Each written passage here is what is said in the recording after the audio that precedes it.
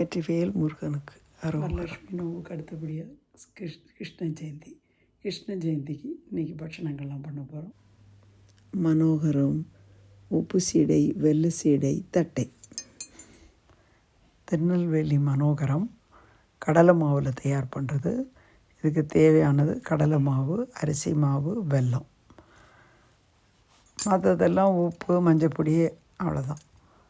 2 cup கடலை மாவுக்கு 2 table spoon அரிசி மாவு, அதை அதோடு சேர்த்துக்கிறோம். 1 பிஞ்ச் உப்பு, 1 பிஞ்ச் மஞ்சப்பொடி, சின்ன துளி போட்டால் போதும். பட்சணம் பண்ணுற எண்ணெயிலேருந்தே 2 நல்ல குழம்பு கரண்டிக்கு 2 கரண்டி எண்ணெய் எடுத்து இதில் நம்ம விடுறோம். விட்டு இதை அத்தனையும் நல்லா மிக்ஸ் பண்ணிக்கணும்.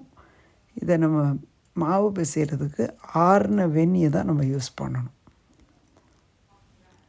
இப்போ ஆறின வெந்நீரை விட்டு இந்த மாவை நல்லா மிக்ஸ் பண்ணி அதை நம்ம முறுக்கு உழக்கில் ஒரே ஒரு கண் இருக்கிற மாதிரி இருக்கிற முறுக்கு செல்லில் இப்போ பிழிஞ்சு எடுக்கிறோம்.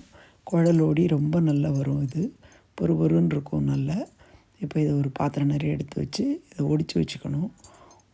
1.5 கப் வெல்லத்துக்கு 1 டம்ளர் தண்ணீர் விட்டு மீடியம் ஃப்ளேமில் வச்சு பாகு பண்ணுறோம். பாகு ரொம்ப முருக தேவையில்லை, தக்காளி பதம் வந்தால் போதும். 1 டீஸ்பூன் அதில் நான் ஜீனி போடுறேன்.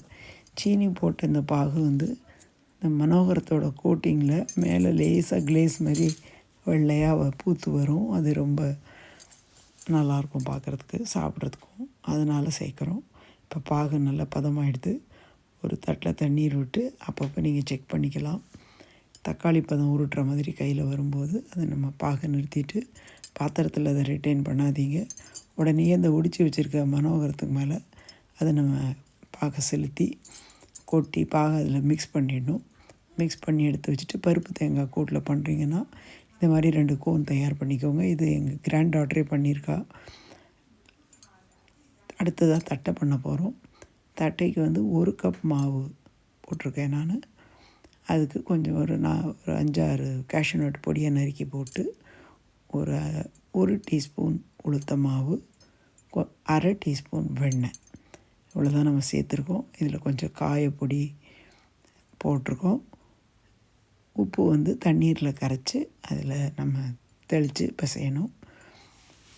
கருவேப்பிலையும் 2 கிள்ளி போட்டிருக்கோம். இப்படி வட்டமாக தட்டை பண்ணி எடுத்து வச்சுட்டா ரொம்ப முறுமுறுப்பாக இருக்கும். வழக்கமாக பண்ணுற புழுங்கல் அரிசி தட்டைக்கு இந்த விசேஷங்களுக்கு செய்கிறதெல்லாம் பச்சரிசியில் பண்ணுறதுனால பச்சரிசி தட்டை பண்ணியிருக்கோம்.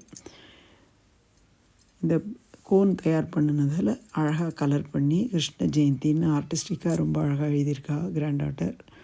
ஸோ அதில் நம்ம அந்த மனோகரத்தை உள்ளுக்குள்ளே ஃபிலிம் ரோல் போட்டு அதுக்குள்ளே நம்ம பேப்பர் உள்ளே வச்சு நம்ம போட்டுட்டோன்னா கோன் தயாராகிடுது. தட்டையும் தயாராகிடுது. வெள்ளை சீடையும் உப்பு சீடையும் அடுத்த வீடியோவில் போடலாம்.